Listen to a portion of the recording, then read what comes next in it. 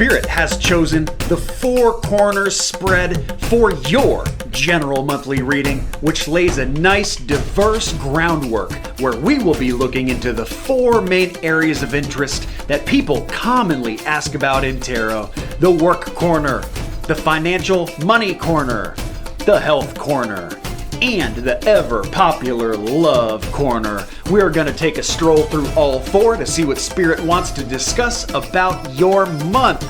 And that is what we're going to do today.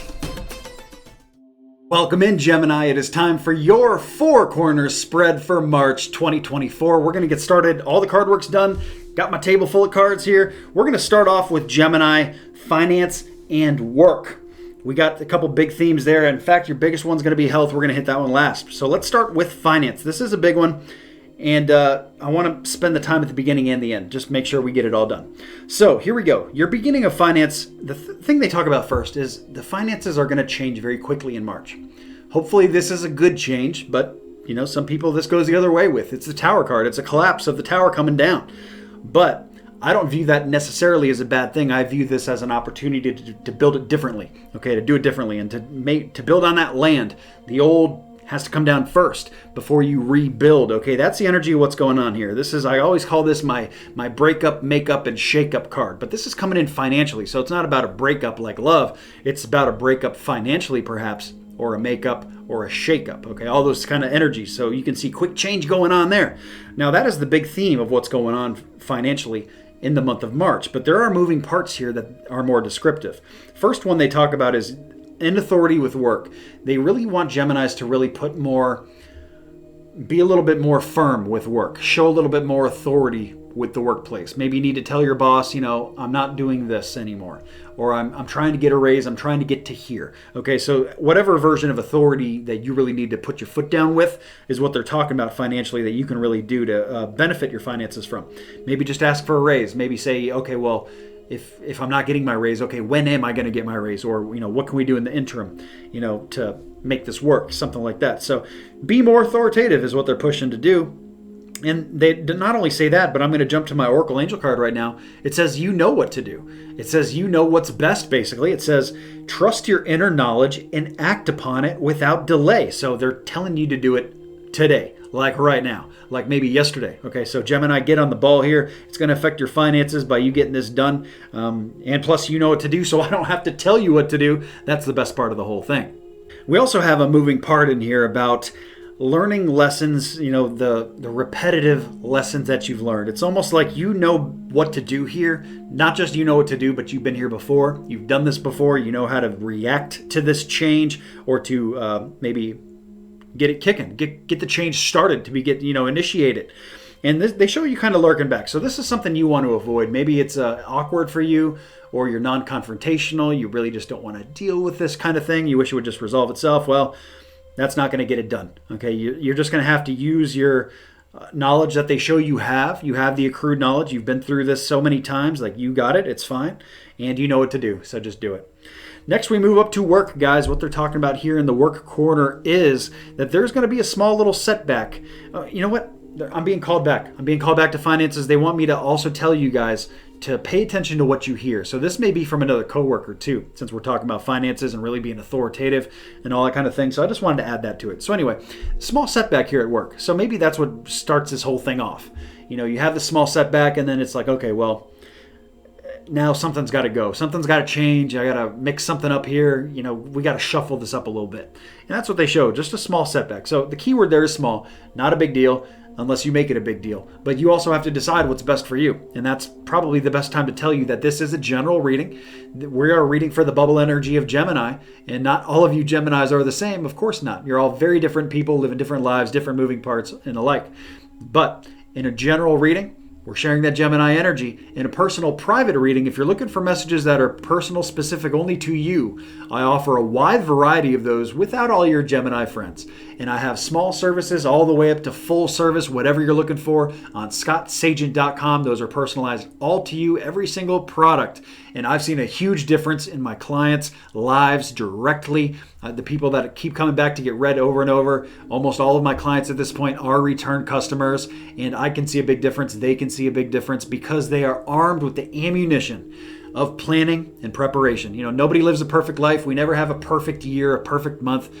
We all struggle. We all have challenges, but some people are better at dealing with it because they have more information to deal with it. Of course, you can deal with it better if you know what's coming. Planning and preparation, and just get on the nice little smoother path is what it's all about with tarot. I always tell my people, about every 6 months is a good time to get a reading, get a little touch-up, a little refresher, and see what's going on and see what we need to address. So I hope you guys spoil yourself with a reading here in March. ScottSagent.com.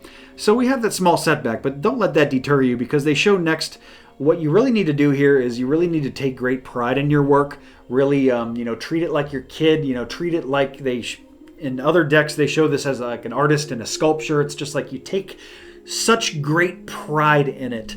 I don't know if they're talking about that you already do. And if you do, great, keep doing that. If not, you need to. You need to take pride in what you do for work. And if you don't, and you can't get there, well, that lets you know what you need to do too. You need to leave and find something that you do care about and that you will take pride in. Let's jump over to love. Love, the first thing they show is inaction in the love corner. So I don't know if that means like inaction, like not much is going on, you're not getting much action, or the steps are just not moving forward right now, maybe a step backwards, or maybe just no steps at all. Maybe, hey, we're just going to stay with where we're at right now, just kind of keep it business as usual, something like that. But I guess you'll have to kind of put the context of where they go with that one, because next they show the Lover's card, which is two people or two entities working very closely together in good harmony. So this, it doesn't need to be romantic, because the love corner is a big place. It is anybody close to your heart really can come in on here. They can be talking about pets. They can be talking about good friends, family members. It doesn't have to be romantic. But we have two people very close together in the month of March, spending a lot of time together, something like that. It could be romantic too. And you know what? For my singles, I'm going to probably say that this is not the time to take action toward it. It might be more of a planning time, about figuring out, what kind of a profile am I going to build, or what am I going to adjust to attract what I want to attract, but not necessarily going for it, because they show the inaction first. But the love is coming in actually very good if you already have it, I guess, is what I'm saying. And if you don't already have it, they're just probably talking about you and somebody else. You're just in a great spot in a different kind of relationship, because we have relationships with everybody in our lives. Not all are romantic. The next thing they show here is that some people are just getting bored. Some of my Geminis are just kind of like ho-hum, like this love corner is just like, I need a little spicing up here. And I had this for another sign too. I believe it was Scorpio. We just need some action going on here. We need some change in the wind here, make things a little special. I'm not sure what version of that it is, but consider the fact that we don't want this to get too boring. We don't want anything to get hung up here. It just kind of causes strife and grief and problems and adversity that you don't need, Gemini. You don't need to deal with that. So just spice things up a little bit there. Go do something fun with the family at the very least. When we get down to your health, we have a big theme here for your health. The first thing they talk about is the Hangman card. So something with your health is hung up. The first thing this makes me feel like is constipation. It may not be that, but you understand the idea of being hung up, right? With the constipation example. So something here is hung up and it's not flowing. Maybe it's blood flow, brain flow. Who's to say? You would know best what's going on with your health, but they show stagnation, like delay going on here, and things not really moving the way they should be. Maybe it's just mobility in general. Maybe you're not getting around as good as you used to. Joints, something like that. Maybe you hear your bones creaking a lot. You know your body, so you know what's best for you here. But here's the advice of what's going on. They bring up a bad decision they want a lot of Geminis to avoid. This is probably not for everybody, guys. Just keep in mind, this is the general reading part. So this may just be for one person or a couple people. But there's a bad decision that they would like Geminis to avoid here. So maybe it's taking a certain supplement that's no good for you, as it turns out, or adding a prescription to your other prescriptions. Not a good idea. Something like that here is a bad decision. So just keep an eye out for that in March. They bring also in inaction with work. So those of you who work physical jobs, be careful of your body being hurt in the month of March. Don't overwork yourself. Don't overwhelm yourself. Make sure you're getting enough sleep too. All that stuff's important.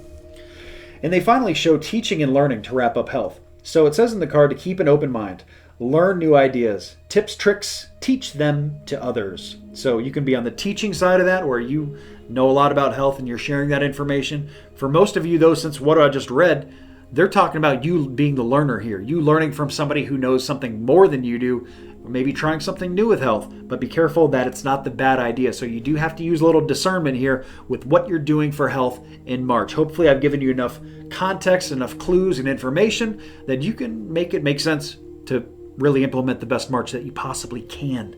You guys have an interesting runestone here. We have the runestone of signals. So they want you to pay attention to the signs. The universe, spirit, is trying to give you signals to show you the way, to help guide you through certain things. Any kind of issues that you have that you're not sure about, you need clarity on, they're trying to give you signals. So be on the lookout for it. You're never going to see the stuff you're not looking for, right? And then we're going to wrap up with your Angel Oracle card here before I send you over to the moon cycles, which we have a great big super new moon happening here in March. I want you guys to pay attention to that because Spirit didn't differentiate what moon's important to you. But we got the super new moon coming, so it is the best time to bring new things in this month. But your Angel Oracle card, which I forgot to do for you guys last month, not just you, I wasn't picking on you. This happened for everybody, so I do apologize. Because that's one of the new things I'm doing in 2024. I'm doing an Angel Oracle card for every single sign, every single month, except for last month. So your Oracle Angel this month, protection is patience. It says your dreams are blooming more rapidly than you realize. Still, they need nurturing and patience. It's letting you know that, things are not going to go the way you expect them to 100% of the time, especially this month. But it's okay because just exude a little patience because things are happening. Things are getting done. Things are getting checked off. It says your dreams are blooming more rapidly than you realize. So you need to get to a point where you realize it, right? Or at least that you're okay with the fact that you don't. So there we go. Let's get into some moon cycles, guys, and then we're going to wrap up with some homily, which is a little spiritual pep talk done by me. I hope you enjoy that. Okay guys, it is moon cycles forecast time. Let's talk about these lunar energies that are all around us anyways so we can use it to our benefit, implement some positive change into your month. Well, the first thing you need to understand is whether these energies are coming in or going out. Just like the tides, the moon has control of that. In the same way, you can use it too. The first thing that hits chronologically this month is the new moon. You're going to see all the text information on your screen, any rare occurrences, as well as the date. Now, this is a target date for the new moon. It doesn't have to be done on this date, guys. I really like to bracket a few days before and a few days after to get a very powerful week where you can bring new things into your life and really manifest. If it is NEW, it's not there before, brand new, this is the best time to bring it into your life. Something new financially, maybe something new with work, new love, new health. It doesn't matter what it is. If it's new, this is the best time of the month to work on these things, really help bring it in. Adversely, the full moon, the opposite energy, the energy going out, hits on this date on your screen. And of course, the same rules apply. It doesn't have to be done on this date. We're talking about a week window, a few days on each side of it here. When this energy is very strong going out, and the energy going out is the best time to get things out of your life that don't belong there or that you don't want there. Something that's got control of you or hold of you that you don't want. Maybe something like a bad habit, maybe emotional baggage, a bill that's got to go. That would be something financially, maybe something with health, maybe an eating habit that's got to go. It doesn't matter if it's got to go. The full moon is your best bet to get this change to stick. If any of this has confused you, I've put together a moon cycle cheat sheet. I do it every single month. It is free. It is on the website, guys. You can check it out very easily. It is a little graphic illustration, a tool that you can use so you can kind of see these changes moving in and moving out so you can align things in your month to it to really get them to stick, implement some great positive changes. Now let's get into your homily. Welcome into your homily for March 2024. Today we're going to be talking about an experiment with rats. This little guy here is going to help give us an example of hope and how important it is for humans to also have hope. So this experiment we're talking about was done at, I think about 1954, at least in the 1950s, from Dr. Kurt Richter. He's a Harvard grad. He is a scientist at Johns Hopkins, and what he studied, what the experiment began with at least, was he wanted to see how long lab rats would last, who are very strong swimmers, by the way, in a bucket of water. So how long they could tread water for until they basically could not do it anymore and passed away. And by today's standards, this would be a cruel experiment. But in the 50s, a very different world back then. And this teaches us a very important lesson. So I'm almost glad that he did this for the sake of humanity learning how important this is.